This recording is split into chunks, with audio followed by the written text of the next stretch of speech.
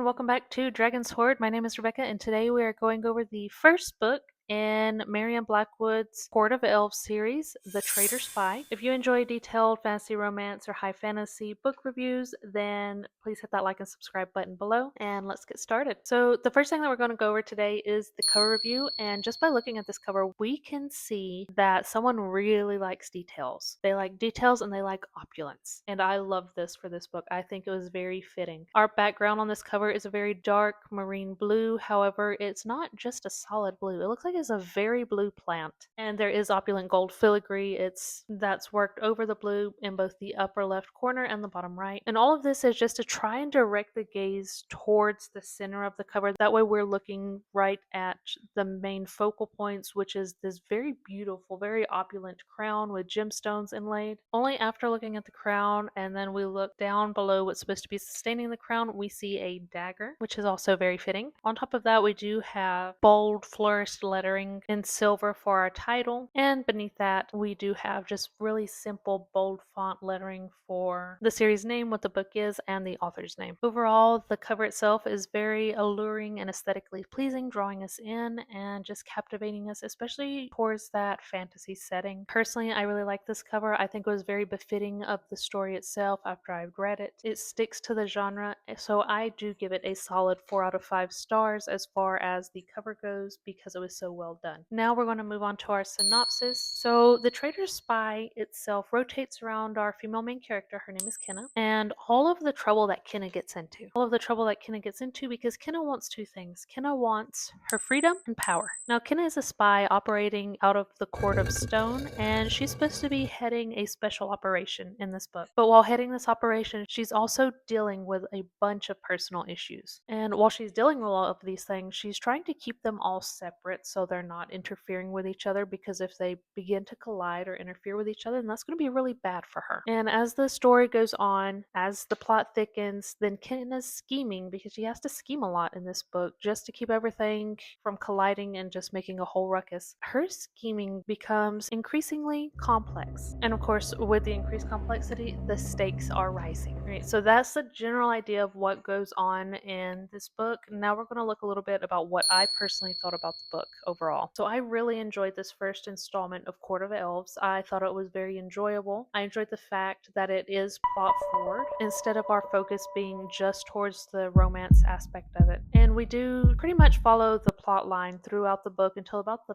last 100 pages, and then that's where the romantasy really starts to come into play. But we're still following our plot line. It's not like it gets kicked out the window. No, we follow our plot line. We get into our romance a little bit. It's not that much quite yet, but everything falls into place nicely. And another thing that I really enjoyed was watching Kenna, watching her struggles, watching her growth, because those two things went very hand to hand with each other. She was very unsure of herself in some ways at the beginning of the book, but as things progress, then we watch her grow and we watch her become more in tune with the things that she desires for herself and her future. And all this comes about as we see her frustrations, her irritation. We watch her grow as a person, and it made her feel very relatable. It's not like some characters that just seem so untouchable as far as their ability to manage their emotions or how things affect them throughout their story. So it's really easier to see a person than it is to see an idol or something or someone unreachable when they don't have any shortcomings. For me, that was one of the best things about this book was Kenna. And then another thing that I thought was very important for her growth was watching not only how she grows, but also watching how she's solving her problems as she goes down the line of them. But she's trying to fix all of these problems. There are multiple problems going on at the same time, but she's just trying to fix them as she can. And while this is all going on, then we also see how she has to deal with discovering where she lies on the line of the importance that her friends give her. And this world, it's set where there are 5 elven courts. In this installment, we only see 2 of the courts, which is the Court of Stone and the Court of Very different. The world building within the story isn't overly lavish, it's not extravagant, but it's enough so you get a good idea of what the world itself it looks like. So just for an example, the Court of Stone, it's very bleak, it's very square.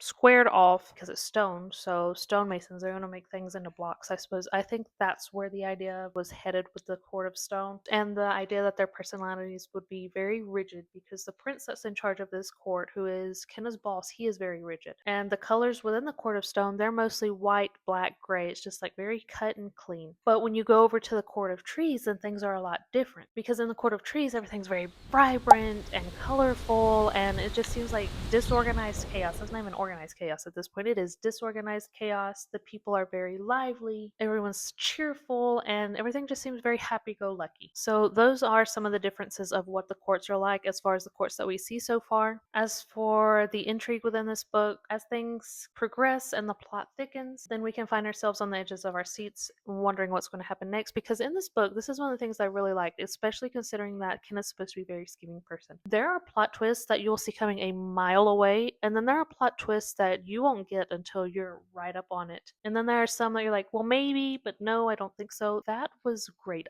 That is one of the biggest things that I enjoyed out of this author's writing in this story. Now, it's not really negative. It's just a preference that I had, but maybe this is just me. I would have enjoyed seeing a little more interaction between Kenna and our antagonist. I would have liked to have seen them banter a little bit more. And that's just because their interactions were so good. They were top tier scenes of their interactions and their loathing for each other. I wanted to see more of that. But maybe we'll get some more of that in the following installments, because I believe this is supposed to be a 7-book series. I'll have to check to make sure. I'll leave that down below in the description once I've got everything ready. Other than that, I am pretty happy with everything throughout this book. I did find one thing to be extremely silly within this book, and that is the surnames of the Fae. Most of them, they have surnames that pertain to whatever their magic is. For example, so in the Court of Stone, our prince, his name is Edric Mountain Cleaver. Is that not enough for you? Court of Shadows,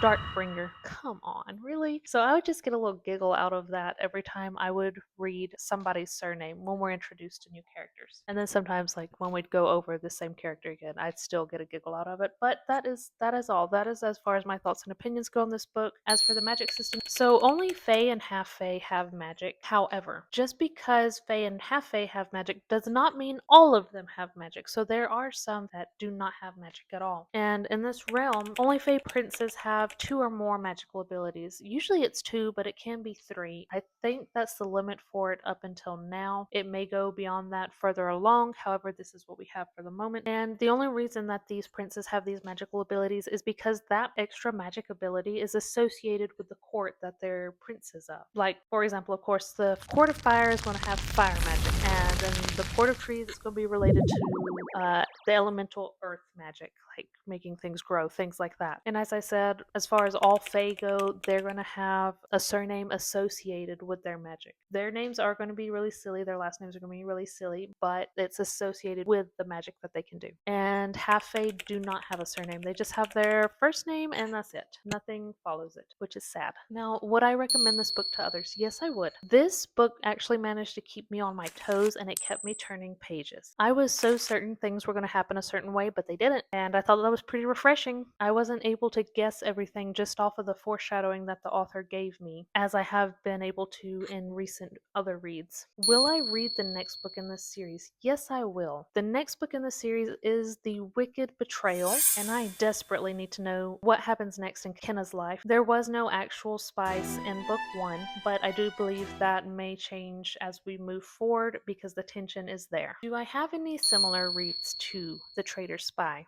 I suppose you could throw The Cruel Prince in there just because Jude is very, what do you call it? Jude is very ambitious herself, and she's conniving as well. She plots, but it's not on the same level as this. Another one that I would say is maybe similar in taste would be Shield of Sparrows. However, in Shield of Sparrows, it is just based around humans and monsters, some political intrigue, but Shield of Sparrows does have a very different vibe. And as a little treat, I'm going to read you my Fae favorite scene from The Traitor Spy. Even though my life was hanging in the balance, or perhaps because of it, I couldn't help the rush of envy that shot through my body at the power he held in that moment. One word from him could either save me or condemn me, and all I could do was get down on my knees and beg him for mercy. Another flash of envious desire coursed through me. I wanted that kind of power too. And this is just Kenna's inner monologue. This is where we really see what her true ambitions is. She wants power. But to get power, she also needs freedom because I think she's kind of a slave. I don't remember that because I didn't put that in my notes, but I think she's supposed to be like a slave in the Court of Stone. Anyhow, that's my favorite scene, whatever you want to call it, from The Traitor Spy. And this is where we come to an end today on our book review. If you enjoyed this and would like to come back for more and see what happens in the future with the Wicked Betrayal, then hit that like and subscribe button down below, and I will see you guys next time. Bye.